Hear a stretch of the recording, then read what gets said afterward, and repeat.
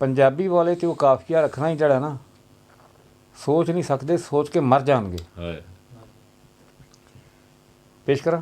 ਹਾਂਜੀ ਹਾਂਜੀ। ਸੋਚ ਦੀ ਬੁਲਬੁਲ ਚੂੰ ਕੀ ਕਰਦੀ? ਚੂੰ ਕਾਫੀਆ ਜੀ। ਵਾਹ ਵਾਹ। ਸੋਚ ਦੀ ਬੁਲਬੁਲ ਚੂੰ ਕੀ ਕਰਦੀ?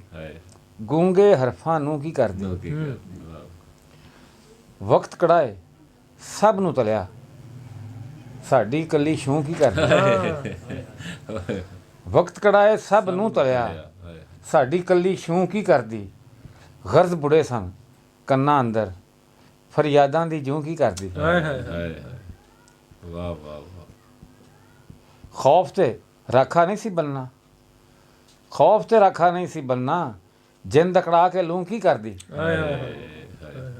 ਦਿਲ ਫੁੱਟੀ ਤੇਰੀ ਜਾਂ ਭਾਂਬੜ, ਸੜਦੀ ਨਾ ਤੇ ਰੂੰ ਕੀ ਕਰਦੀ?